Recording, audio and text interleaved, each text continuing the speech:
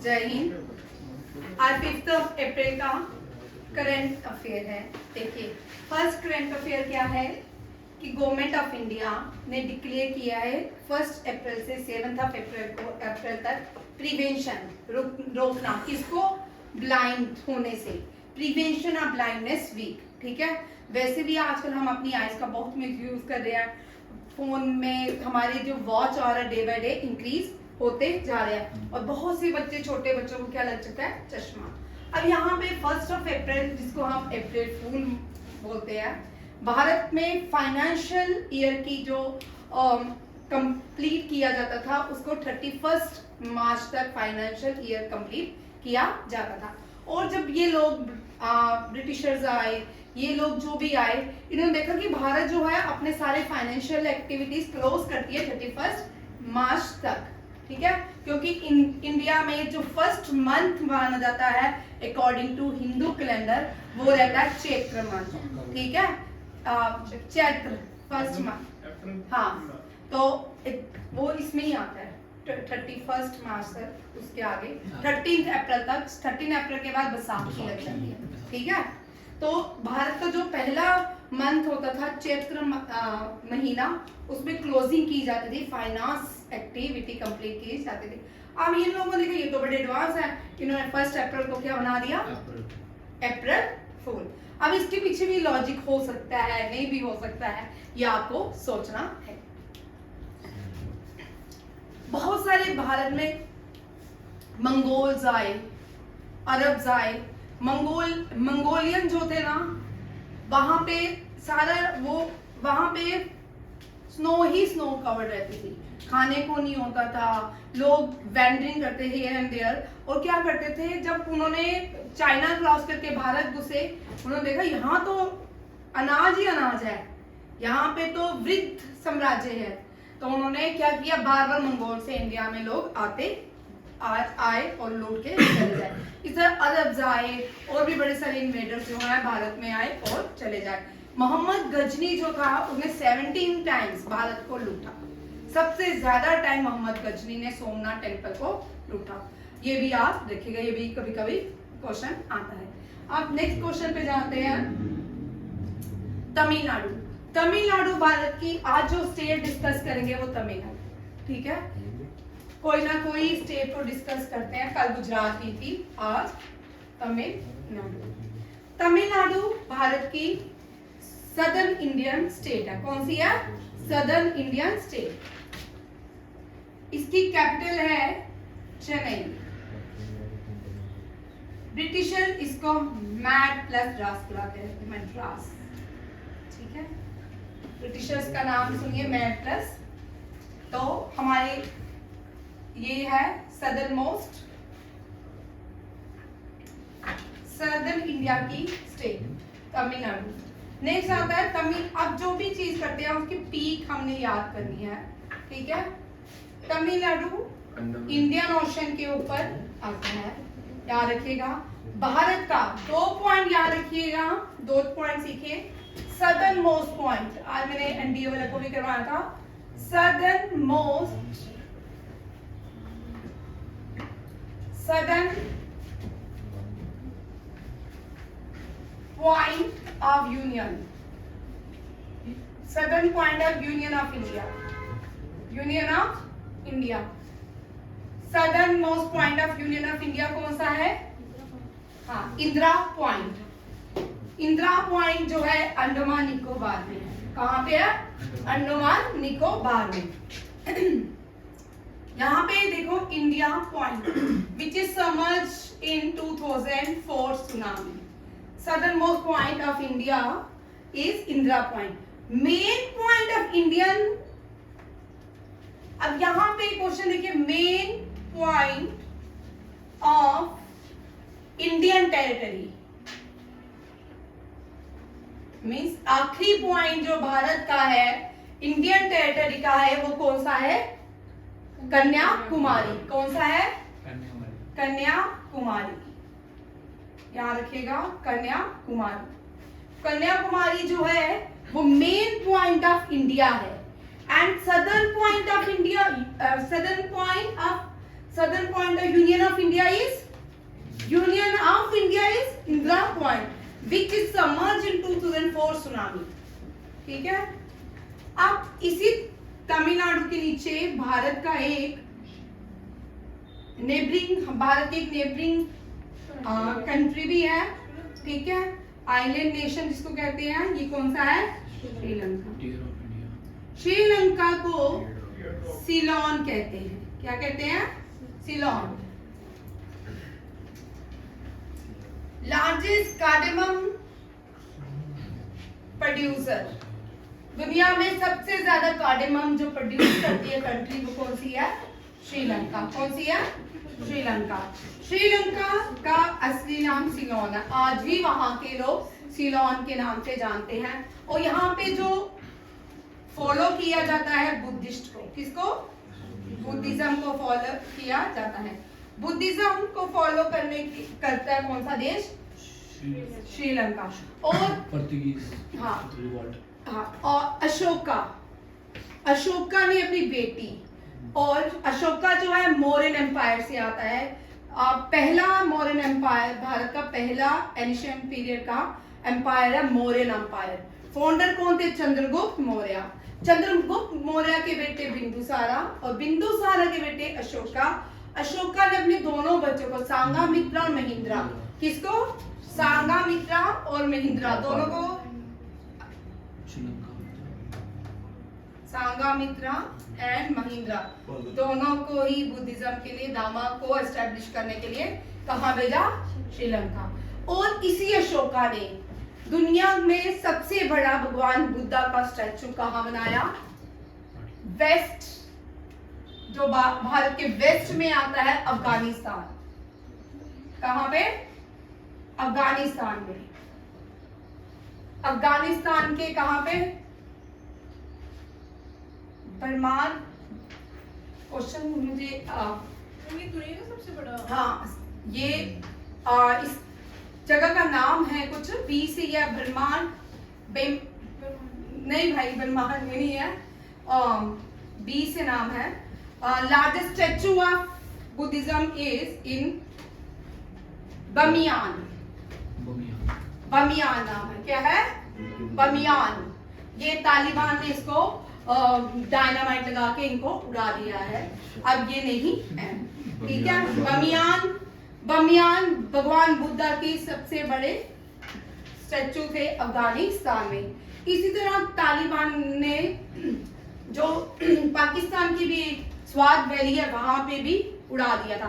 But Swat valley के लोगों ने दोबारा से इनको रिकंस्ट्रक्ट कराया. इनका मानना है भगवान बुद्धा इनकी रक्षा करते हैं. वहां पे भगवान बुद्धा को रिकंस्ट्रक्ट करवा के उनकी मूर्ति को फिर से एस्टैब्लिश कर. स्वात इसलिए भी इम्पोर्टेंट है. मौलाना यूसुफ स्वात वैली पाकिस्तान से आती थी, और उसको तालिबान ने गोली मारी थी. ठीक है. जिसकी बुक है वाई आई एम मलाला. ठीक है. याद रखिएगा, अशोका ने दुनिया में सबसे बड़ा जो लॉर्ड बुद्धा की मूर्तियां थी, उसको कहाँ बनाया गया था? बमियान, अफगानिस्तान. अब आपको हैदराबाद में हुसैन सागर लेक है. क्या है? हुसैन सागर लेक. इस हुसैन सागर लेक के मिडल में भगवान बुद्धा का स्टैचू है. भगवान बुद्धा का स्टैचू है. मोनोलिथिक है. मोनोलिथिक मीन्स एक ही पत्थर से बना है. अब ये कौन से रॉक्स यूज की गई भगवान बुद्धा का स्टैचू बनाने में? इस तरह के क्वेश्चन आजकल आते हैं. ठीक है. और यहाँ पे जो रॉक यूज की गई थी, गिब्राल्टर रॉक से मोनोलिथिक भगवान बुद्धा का स्टैचू बनाया गया हुसैन सागर लेक में, हैदराबाद में. ठीक है. ये कहाँ पे है? साउथ इंडिया में. हैदराबाद की कैपिटल है तेलंगाना. ठीक है. अब नेक्स्ट देखो, हम तमिलनाडु कर रहे हैं. अब साउथ इंडियन की कुछ पीक्स देखेंगे.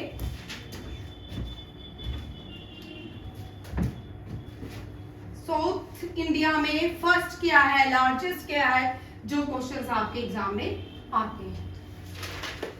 और यहाँ पे दो चीजें और सीख लो. श्रीलंका वाला, इसको गल्फ ऑफ मीनार भी कहते हैं। भारत की कौन सी आइलैंड नेशन को, कौन सा नेबरिंग कंट्री है जिसको गल्फ ऑफ मीनार और पार्क स्टेट के नाम से जाना जाता है? Sri Lanka, park state. और इसको टीयर ड्रॉप ऑफ भारत कहते हैं, टीयर ड्रॉप ऑफ इंडिया कहा जाता है श्रीलंका को। ठीक है, श्रीलंका की कैपिटल है श्री जयवर्धना कोटेपुरे। ठीक है, श्रीलंका की कैपिटल है।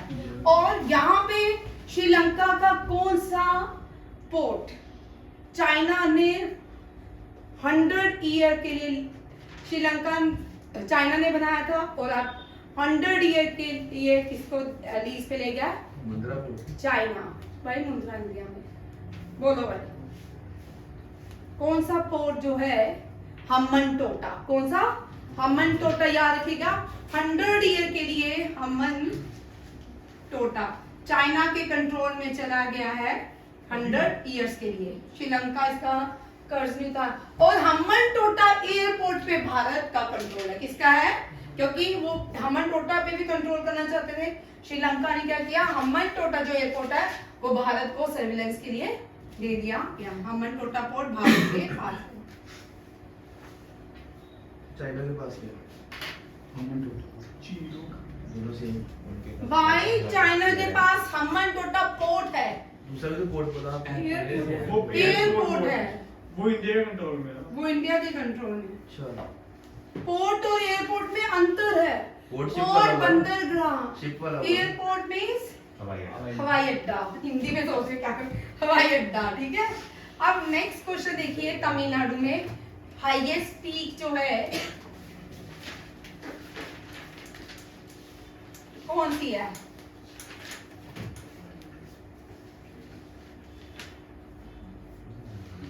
दोदा बेटा। ठीक है, दोदा बेटा इसका नाम है। ठीक है, हाईएस्ट पीक है। और highest peak of Indian peninsular, ये इंडियन पेनिनसुलर है। ठीक है, ये highest peak of Indian peninsular is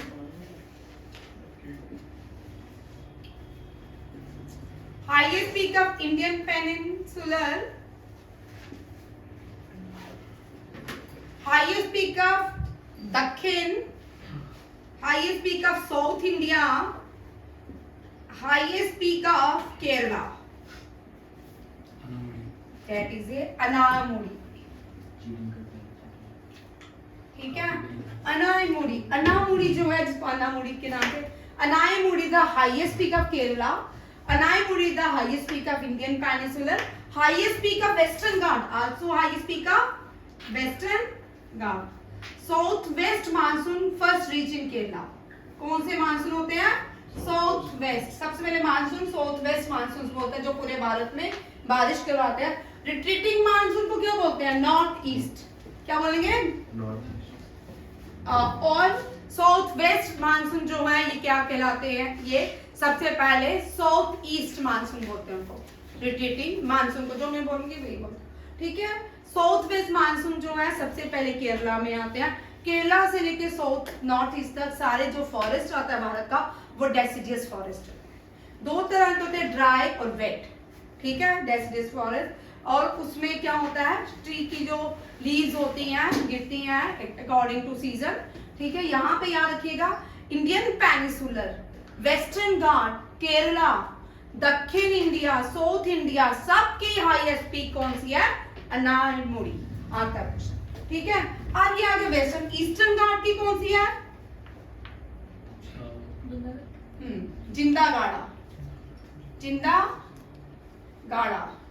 जिंदागाड़ा is the highest peak of eastern Ghat. Doda Betta is the highest peak of Doda beta the highest peak of Tamil Nadu, and the first biosphere reserve is Nilgiri. Nilgiri is the first biosphere reserve of India. It is in Tamil Nadu. Largest nuclear power plant in India is Kundamkulam. It is also in Tamil Nadu. Where is Vivekanand Rock?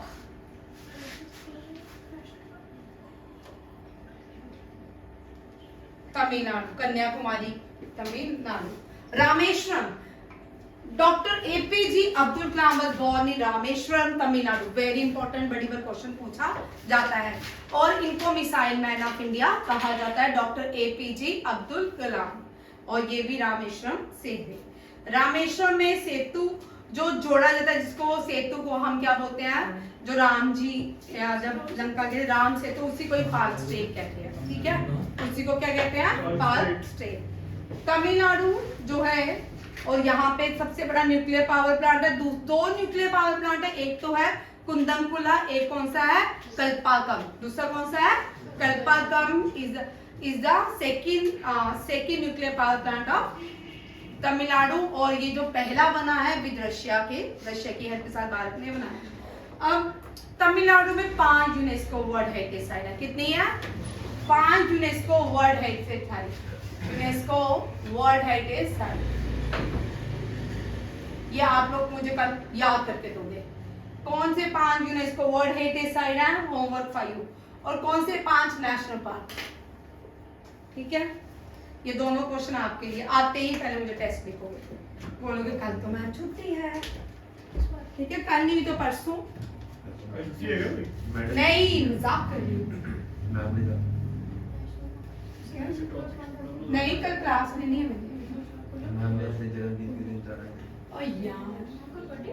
नहीं, आगे देखो, next question देखिए, ये बड़ा important question है। यहाँ देखिए, सलीमा तेब, ये हॉकी प्लेयर है, इनको बलबीर सिंह सर अवार्ड से सम्मानित किया गया है।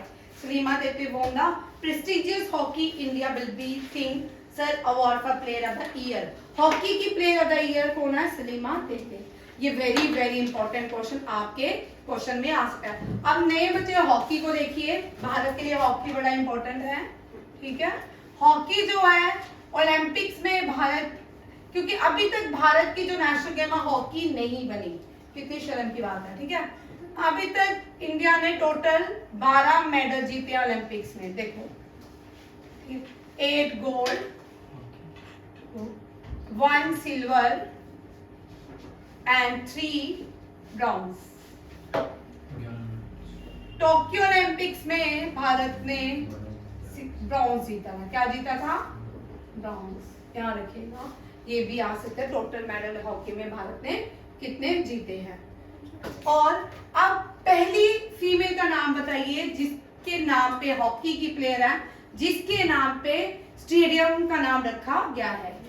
ठीक है, रानी रामपाल। भाई बिरसा मुंडा प्लेयर हॉकी खेलने आते थे ब्रिटिश इंडिया में। रानी रामपाल के नाम पे स्टेडियम है। ठीक है, और Rani Rampal youngest player of hockey है। अब रिटायरमेंट ले लीजिए, यंगेस्ट प्लेयर ऑफ हॉकी है। Who was the captain of Indian women of hockey during Tokyo Olympics, Rani Rampal. याद रखिएगा, टोक्यो ओलंपिक्स में she was the captain of women hockey. करता है यहाँ। ठीक है, और who led from India during opening ceremony of Tokyo Olympics? वो थे हॉकी के कैप्टन हरमनप्रीत सिंह। ठीक है, टोक्यो हरमनप्रीत सिंह जो है इन्होंने मैरी कॉम पीवी सिंधु के साथ फ्लैग बैरियर बने थे ओपनिंग सेरेमनी में टोक्यो ओलंपिक्स में। वेरी इंपॉर्टेंट क्वेश्चन, ये भी आते हैं, ये कभी भी ओल्ड नहीं होते। ठीक है, ये फ्लैग बैरियर का काम किया था पीवी सिंधु, याद रखिएगा। और इस साल पीआर सुरेश को पीआर सुरेश क्या है, पीआर श्रीजेश जो है वो मेंस हॉकी के क्या है, गोलकीपर। और उनको क्या बनाया गया है, इंटरनेशनल हॉकी फेडरेशन का चेयरमैन। को चेयर बने हैं कौन, 2 लोग हैं, को चेयर कौन बने इंटरनेशनल हॉकी के? एक तो भारत के हैं, एक कैमिल कुछ थे, ठीक है, कल हमने किया था क्वेश्चन ये भी करंट अफेयर का क्वेश्चन है, ये भी रानी रामपाल भी करंट अफेयर का है, और ये पीवी सिंधु और ये flag barrier during opening ceremony of Tokyo Olympics. Tokyo Olympics का जो अब क्योंकि ओलंपिक्स आपको इस साल आएंगे, ओलंपिक्स होगा, ठीक होने वाला है, तो टोक्यो ओलंपिक्स ने सबसे पहले जिसने टोक्यो ओलंपिक्स में रिप्रेजेंट किया था जापान को, वो थी कौन? वर्ल्ड नंबर 1 प्लेयर थी लॉन टेनिस की, कोई मुझे बताएगा? हमने बहुत बार किया उनका नाम, जैन साहब बताएंगे। सानिया नेहवाल है ना, वो यंगेस्ट प्लेयर है, उसने रिटायरमेंट भी ले ली है लॉन टेनिस की, अच्छी प्लेयर है, ठीक है। नहीं भाई, जापान की ही है। क्या हुआ? तुम दोनों की कौन सी स्टोरीज चलती हैं आजकल? तूने नई नई स्टोरी बनाना शुरू किया, ठीक है। नेक्स्ट देखो, नाम तो बताओ। मैं क्यों बताऊं, मुझे तो आता ही नहीं है। सोनम वांगचू लद्दाख के हैं, जापान के थोड़ी है, वो बड़ी अच्छी प्लेयर है लॉन टेनिस की। तू बता ना, तुझे तो सब पता है। 101 बार दिया ये भी बात है। आप लोगों के लिए 3 क्वेश्चन, ठीक है। तीसरा क्वेश्चन लिख लो। 2 क्वेश्चन है। National park of Tamil Nadu, UNESCO world heritage site of Tamil Nadu, name the player athlete from the Japan who represent Tokyo Olympic. अच्छा, और इस साल टॉर्च बैरियर कौन बनेंगे पेरिस ओलंपिक्स के? अभिनव बिंद्रा। कौन बनेंगे? अभिनव बिंद्रा। और शेफ कौन बना है? मैरी कॉम। कौन बना है? मैरी कॉम। क्या नाम है? टोमो काजू हरिमोटो। बेटा ये नहीं है नाम, ठीक है, ये नाम नहीं है नागासाकी। बेटा, ये नाम नहीं है बाबू। नेक्स्ट देखिए, गुजरात के एजुकेशन मिनिस्ट्री ने प्रफुल्ल, इनका नाम है प्रफुल्ल पेंशेरिया, इन्होंने शिक्षा रिफॉर्म लॉन्च किया है फॉर एजुकेशन एडवांसमेंट। इतना खास क्वेश्चन नहीं है, फिर भी लिख दिया है। यहाँ पे आपको पूछ सकते हैं, एजुकेशन मिनिस्ट्री जो है गुजरात की, उन्होंने रिफॉर्म्स किया, वो किसके लिए है? एजुकेशन के लिए, शिक्षा रिफॉर्म। हो गया? पता चल गया? नहीं पता, अभी क्या है? तो ये होम मिनिस्ट्री है, ये बड़ा इंपॉर्टेंट क्वेश्चन है। आप YouTube में ना रोज कुछ ना कुछ फेक न्यूज बड़ी आती है। अब आप देखो YouTube में आजकल होम मिनिस्टर का एक वो आता है, होम मिनिस्टर ने कहा कि कश्मीर से हम 57% पता नहीं कितने % आर्मी को विड्रॉ कर लेंगे, ठीक है। यहाँ पे नॉर्थ ईस्ट में आर्मी जो वहाँ की सुरक्षा के लिए, बॉर्डर्स की सुरक्षा के लिए लगाई गई है, उसको एक नाम the miss arm forces special power act. ये अरुणाचल प्रदेश, मणिपुर, नागालैंड में काम करती है, ठीक है। वहां पे आपको ये इस स्पेशल एक्ट के अंदर वहां पे ये लगाई जाती है। होम मिनिस्ट्री ने एक्सटेंड कर दिया अरुणाचल प्रदेश और नागालैंड, ठीक है। इनकी जो काम 6 मंथ और बढ़ा दिया, वहां पे अभी भी अफसफा को लागू किया गया है, ठीक है। कौन सी 2 नॉर्थ ईस्ट की स्टेट है, यहाँ पे arm forces special power act को एक्सटेंड किया गया है। ये पूछ सकती है कौन सी है? अरुणाचल प्रदेश और नागालैंड। अरुणाचल प्रदेश की capital Kohima. Arunachal Pradesh, Hanish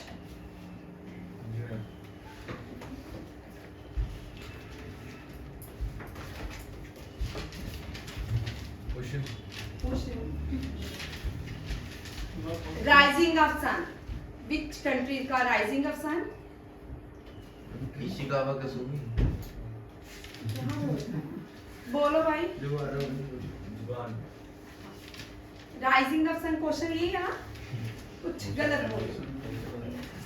sun rising city of world, rising sun city of the world, Japan, ठीक है। इसी तरह भारत, अब देखो भारत में नॉर्थ ईस्ट जो है ना, वहां पे सनराइज होता है आजकल 4 बजे, ठीक है। कितने बजे? 4 बजे। और सौराष्ट्र में सनराइज होता है कितने बजे? 6 o'clock। तो दोनों में कितना अंतर है? और का कितना है? 2 और कितना है? 2 और। अब पूरे भारत में 2 घड़ी होनी चाहिए, 2 वॉचेस होनी चाहिए ना ही था। ग्रीन, इसको बोलते हैं इंडियन स्टैंडर्ड टाइम। पूरे भारत में इंडियन स्टैंडर्ड टाइम जो है हमने मिडिल ऑफ द मुजफ्फरपुर से लिया है, ठीक है। और 82 डिग्री 30 मिनट ईस्ट जो है पूरे भारत का इंडियन स्टैंडर्ड टाइम है। जैसे ग्रीनविच टाइम, हमने ग्रीन पूरी दुनिया का जो है ग्रीनविच टाइम से हमने टाइम जोन लिया है, हर एक 15 डिग्री रहता है।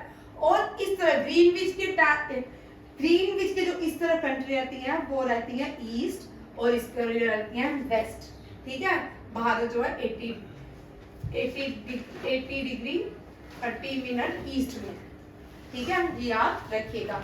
ये standard time meridian time of India है, लॉन्गिट्यूडनल है, ठीक है, longitudinal standard meridian time. India जो है ट्रॉपिक ऑफ कैंसर से पास होता है। किससे पास होता है? ट्रॉपिक ऑफ कैंसर से। और ट्रॉपिक ऑफ कैंसर जो है भारत की 8 स्टेट से निकलता है। कितनी स्टेट से? 8 से। मध्य प्रदेश से अरुणाचल प्रदेश तक जाता है। बीच में 8 स्टेट आती है, सौराष्ट्र में। और सौराष्ट्र से हमने क्या किया? भारत का जो टाइम जोन लिया है वो हमने कहां से लिया? पूरे भारत में जो टाइम जोन हमने लिया वो सौराष्ट्र से लिया। कहां से लिया? सौराष्ट्र, गुजरात से, ठीक है। जब यहाँ सनराइज होता है हमारी वॉचेस भी उसी के अकॉर्डिंग चलती हैं, और सनसेट भी जब होता है उसी के अकॉर्डिंग वॉचेस चलती हैं। बड़ी बार नॉर्थ ईस्ट के लोग जो है टाइम जोन की बात करते हैं, बार बार पिटीशन फाइल करते हैं नॉर्थ ईस्ट को अलग टाइम जोन में लाया जाए। अगर आप रशिया चले जाओ, रशिया में 15 टाइम जोन है, रशिया में 15 है, ठीक है। हर एक जगह का अलग अलग टाइम जोन है। वहां पे एक वॉचेस के ऊपर 15 टाइम्स बने होते हैं, ठीक है। ये भी आप हाँ, वो जहाँ जाते हैं वहां के टाइम उनकी वॉचेस ही ऐसे बनी होती है, ठीक है, उनकी वॉचेस भी ऐसे बनी होती है। नागालैंड की कैपिटल कोहिमा, नागालैंड की कैपिटल कोहिमा। अरुणाचल प्रदेश की ईटानगर, कौन सी है? ईटानगर। नेक्स्ट देखो, मीना चरंदा, वेरी वेरी इंपॉर्टेंट। इनको इंटरनेशनल कल्चर अवार्ड से सम्मानित किया गया है। इंटरनेशनल कल्चर अवार्ड से किसको सम्मानित किया गया है? मीरा चंद्र। महाराष्ट्र ने 56 नेशनल खो खो चैंपियनशिप जीत दिया। 56 नेशनल खो खो चैंपियनशिप किसने जीती? महाराष्ट्र ने। डन।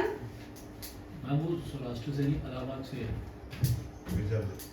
वो हमने इलाहाबाद मिर्जापुर जो है वहां से स्टैंडर्ड टाइम लिया हमने। जो भारत में हम बहुत सबसे पहले सनराइज होता है ना, वो सौराष्ट्र से होता है, ठीक है। बट सनराइज सबसे पहले अरुणाचल प्रदेश में होता है, चेक कर ले, ठीक है। आफ्टर अरुणाचल प्रदेश सनराइज कहां से होता है? वो सौराष्ट्र से होता है। जो ये इलाहाबाद के मिर्जापुर है, यहां से हमने मान लिया कि भारत का Indian standard time, standard meridian longitude मान लिया। कहां से? इलाहाबाद के मिर्जापुर को मान लिया। ये याद रखिएगा। नेक्स्ट क्वेश्चन बोलते हैं कि ये रहने दो, कल करेंगे। नेक्स्ट वेरी इंपॉर्टेंट, ये भारत के नंबर 1 टॉप रैंकिंग बन गया चेस में। इनका नाम है विशाली और प्रज्ञानंदा। ये आर प्रज्ञानंदा, रमेश बाबू प्रज्ञानंदा ही है इनके भाई, विशाली आर प्रज्ञानंदा। विशाली आर प्रज्ञानंदा भारत की 4th फीमेल गर्ल है जो चेस क्या बनी है? विश्वनाथन आनंद यंगेस्ट चेस क्या है? हाँ, ग्रैंड मास्टर। ये ग्रैंड मास्टर, ये 4th फीमेल गर्ल है जो ग्रैंड मास्टर बनी है इसकी चेस की। और आर प्रज्ञानंदा इन्होंने वर्ल्ड चैंपियनशिप में सेकंड रैंकिंग लिया था 2023 में। डी गुकेश नंबर 1 रैंकिंग रह चुके हैं। इन्होंने रिसेंटली सरपास किया है विश्वनाथन आनंद को। और अर्जुन एरिगेसी जो है recently become India top rank chess player, ठीक है। और वर्ल्ड के जो फेमस है वो कौन है? मैग्नस कार्लसन, ठीक है। नहीं, इसका आंसर अर्जुन एरिगेसी, ये अर्जुन एरिगेसी, ठीक है। आर प्रज्ञानंदा, विशाली रमेश बाबू प्रज्ञानंदा, ये दोनों भाई बहन हैं। रिसेंटली इन्होंने एक चैंपियनशिप जीती है जिसको विशाली रमेश बाबू ने, जिसमें प्राइम मिनिस्टर ने इनको मुबारकबाद भी दी थी। न्यूज में यही बढ़ गए Vaishali Praggnanandhaa. D Gukesh youngest grand master है भारत के। यंगेस्ट चेस ग्रैंड मास्टर कौन है? डी गुकेश। इंडिया का लार्जेस्ट पोर्ट कार्गो जिसमें यहाँ पे सबसे ज्यादा कार्गो को रखने की कैपेसिटी बन चुकी है, वो लार्जेस्ट पोर्ट कौन सा बन गया? मुंद्रा पोर्ट। कौन सा है? मुंद्रा पोर्ट। प्रदीप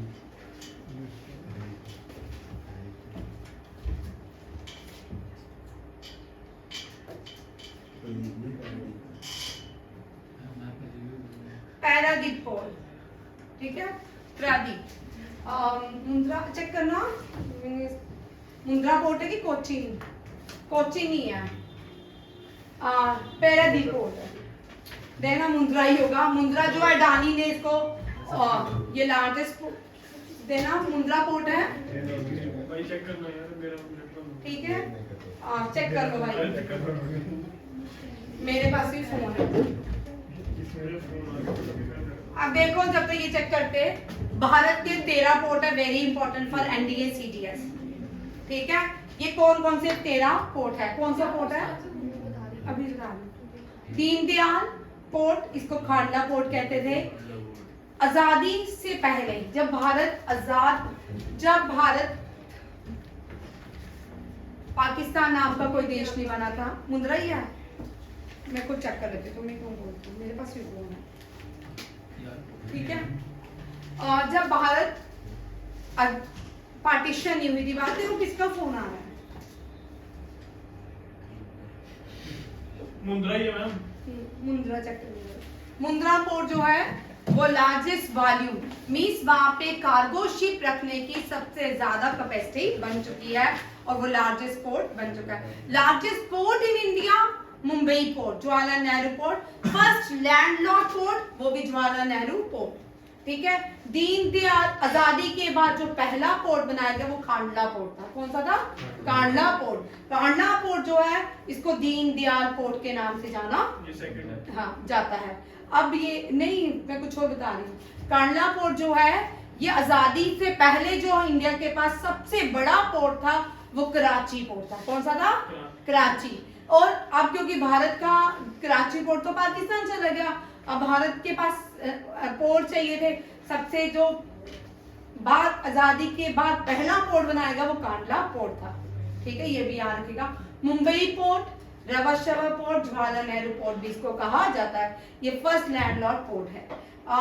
मालमो गोवा, ये गोवा में है। New Mangaluru, Cochin, Chennai, Ennore, Tuticorin, Visakhapatnam, Paradip and Kolkata.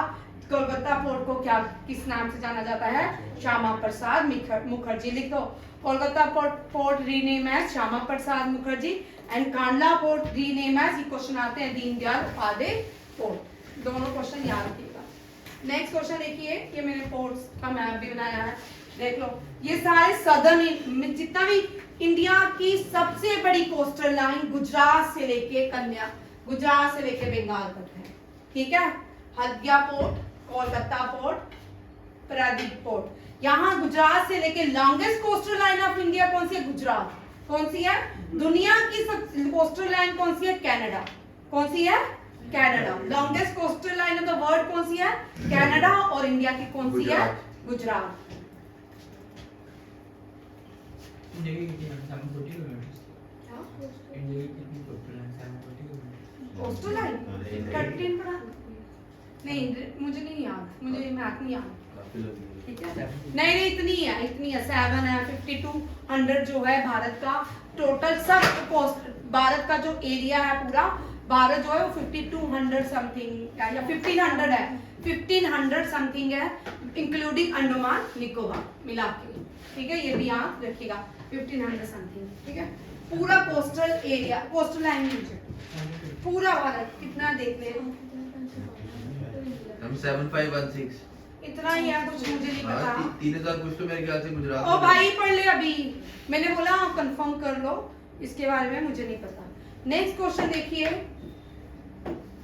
Indian air force की सबसे बड़ी रिसेंटली एक्सरसाइज का नाम गगन शक्ति है। क्या है? गगन शक्ति। मेघा भारत शक्ति भारत की तीनों सेनाओं ने एक साथ की थी। दोस्ती जो है इंडिया और मालदीव और एक और श्रीलंका के साथ दोस्ती एक्सरसाइज की गई। IMT हमने कल किया, इंडिया, मोजाम्बिक एंड तंजानिया, ये चारों मिलके, ये तीनों ने मिलके IMT ट्राइलेट एक्सरसाइज की। अब देख लीजिए एक और revision. India, Mozambique, Tanzania trilateral exercise, ये मोजाम्बिक में हुई। INS तीर और INS सुजाता ने मोजाम्बिक में पार्टिसिपेट किया। इंडिया, मालदीव और श्रीलंका के भी दोस्ती एक्सरसाइज हुई, ये मालदीव में कंडक्ट की गई। इसमें Samarth, INS Indian coast guard Samarth और इंडियन कोस्ट गार्ड शिप जो है अभिनव ने पार्टिसिपेट किया दोस्ती एक्सरसाइज में। ये भी क्वेश्चन पीर सर शक्ति। India US joint military exercise tiger, ठीक है। Indian arm force conducted Megha Bharat शक्ति इन Jaisalmer. 9th edition of India Shillong joint exercise that is called मेत्रा शक्ति। धर्मा गार्डियन जो है इंडिया और USA, इंडिया और जापान के बीच होती है, ये कहाँ? ये भी राजस्थान में हुई, ठीक है। जिसका पेपर हैंडी है वो देख सकता है। ये एक कर लो। कटलेस एक्सप्रेस, कटलेस एक्सप्रेस जो है 16 देशों में होती है। कितने देशों में होती है? 16 देशों में हुई है ये कटलेस एक्सप्रेस, और इसमें इंडिया ने भी पार्टिसिपेट किया है। और इसको स्पॉन्सर किसने किया? USA Africa commands and led by US naval forces.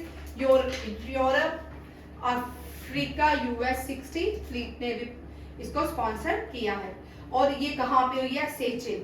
सेचेल जो है इसकी जो करेंसी है वो रुपीज है, सेचेल्स रुपीज, और इसकी जो कैपिटल है वो विक्टोरिया है। देख लो, सेचेल की capital is Victoria.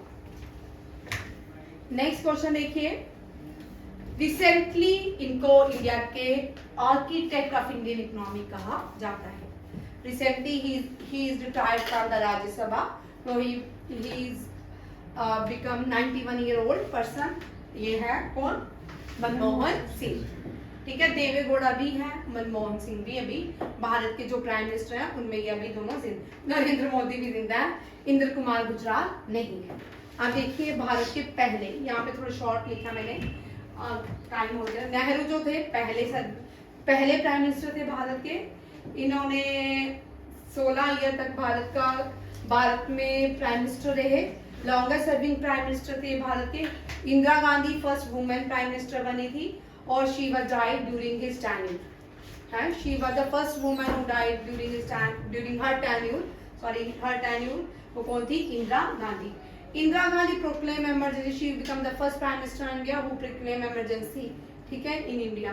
Who was the president during emergency? ज्ञानी जैल सिंह। चरण सिंह जो है ये फॉर्मर प्राइम मिनिस्टर कहलाए जाते हैं। चरण सिंह भी फर्स्ट क्या रहे? ये रूरल कॉन्स्टिट्यूंसी से चुन के आए थे। ये फर्स्ट प्राइम मिनिस्टर जो रूरल कॉन्स्टिट्यूंसी से चुन के लाए गए थे। मोरारजी देसाई, इन्होंने कोई भी did not attend any parliament session. और मोरारजी देसाई इंडिया के पहले एंड आखिरी प्राइम मिनिस्टर हैं जिनको पाकिस्तान का हाईएस्ट सिविलियन अवार्ड तमगा दिया गया। क्या दिया गया? तमगा। For Rajiv Gandhi youngest prime minister of India, और इनका एसेसिनेशन हुआ, LTT ने इनको मारा। इंदिरा गांधी आज तक कितनी बार कॉन्फिडेंस देखो भाई,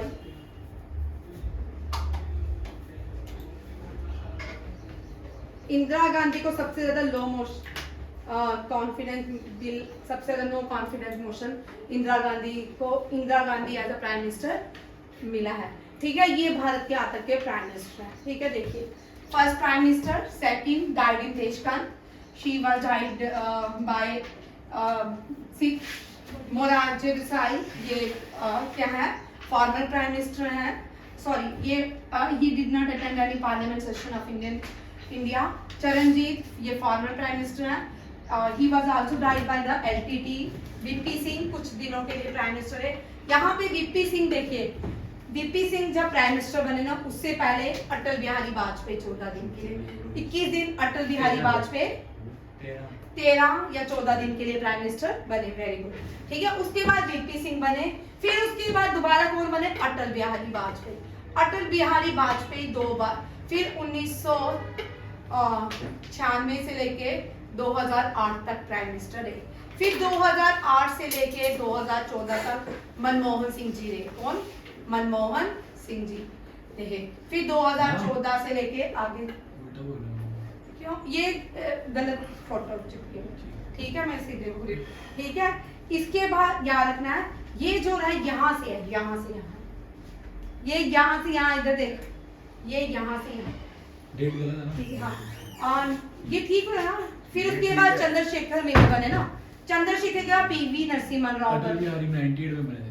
98 ही लिख, 98 लिख लो भाई, 98 में बने। 98 और 4 कितना हो गया? 2 ठीक है, ठीक है। पीवी नरसिम्हा राव, इधर देखो भाई, चंद्रशेखर आजाद क्या थे? भारत के जर्नलिस्ट से बिलोंग करते थे। और पीवी नरसिम्हा ने भारत में बहुत सारे रिफॉर्म्स लाए 1992 में। वो पंचायती राज इंडिया में इंट्रोड्यूस किया, इम्प्लीमेंट भी इंट्रोड्यूस इन्होंने नहीं किया, इम्प्लीमेंट किया पीवी नरसिम्हा राव ने। फिर उसके बाद अटल बिहारी वाजपेयी के टाइम करगिल वार हुआ, ठीक है, पाकिस्तान और इंडिया के बीच एक बस भी चली एट दी देवेगौड़ा। ये भी इंद्र कुमार गुजराल जो थे, ये भी प्राइम मिनिस्टर थे, इनके ये भी बड़े क्या थे? एजुकेटेड प्राइम मिनिस्टर थे। जम्मू यूनिवर्सिटी से भी इनका कुछ लेन देन है। डॉक्टर मनमोहन सिंह जो है, ये रिफॉर्मर्स ऑफ इंडियन इकोनॉमिक्स कहा जाता है इनको। और नरेंद्र मोदी आप सबको पता है वेस्ट से सारे पहला प्राइम मिनिस्टर है जो भारत का, west means Gujarat, west India से जो पहला प्राइम मिनिस्टर बना। और ये ज्यादातर देखो, JL Nehru UP, Lal Bahadur Shastri UP के कौन सी जगह से थे? मुगल सराय से। इंदिरा गांधी यूपी, मोरारजी देसाई ये first non Congress prime minister थे, ये first non Congress prime minister थे। ये भी यूपी, ये तो बाद में हो गए ना। इसके बाद ये पीवी नरसिम्हा राव ने यूपी, साउथ इंडिया के थे। ये कर्नाटका से थे। और ये पता नहीं कहाँ से, मनमोहन सिंह और सारे प्राइम मिनिस्टर है भारत के, ठीक है। नेक्स्ट क्वेश्चन देखिए, ये लास्ट क्वेश्चन है, बस ज्यादा टाइम होगा, ठीक है। आज का ये लास्ट क्वेश्चन है। और इतने प्राइम मिनिस्टर भारत के, नरेंद्र मोदी अब जब बनेंगे 15 प्राइम मिनिस्टर ऑफ इंडिया। अभी तक 14, मैंने 2 बार जिनका टेन्योर हो चुका है उनको इंक्लूड नहीं किया जाता, ठीक है। 14 प्राइम मिनिस्टर ही रहेंगे नरेंद्र मोदी, ठीक है। 3 लॉन्गेस्ट सर्विंग प्राइम मिनिस्टर कौन है? जवाहरलाल नेहरू। और राजीव गांधी ने कौन से रिफॉर्म इंट्रोड्यूस किए थे 5 ईयर प्लान्स में? ओ भाई नहीं, हाँ, ब्लू रेवोल्यूशन और नेहरू रिफॉर्म्स, गांधी रिफॉर्म्स, ठीक है वो। और बैंकिंग जो 5 ईयर प्लान में किसने किया? इंदिरा गांधी ने। और जवाहरलाल नेहरू पहले प्राइम मिनिस्टर थे जिन्होंने 5 ईयर प्लान इंडिया में लाया। 5 ईयर प्लान हमने USSR से लिया, जिसको रशिया कहा जाता है। इसको नरेंद्र मोदी ने 2014 में रिप्लेस कर दिया। इसका नाम है नीति आयोग। क्या है? नीति आयोग। और जितनी भी स्कीम थी पहले प्राइम मिनिस्टर के नाम पे, इंदिरा गांधी स्कीम, जवाहरलाल नेहरू स्कीम, अब सारी जो स्कीम्स हैं वो प्राइम मिनिस्टर्स के नाम पे रहती हैं, ठीक है। Thank you. और प्राइम मिनिस्टर सिटी जो है वो उत्तर प्रदेश कहा जाता है। उत्तर प्रदेश को प्राइम मिनिस्टर सिटी कहा जाता है। अटल बिहारी वाजपेयी जो है लखनऊ से आते हैं, ये भी उत्तर प्रदेश से आते हैं। Thank you. जय हिंद, जय भारत।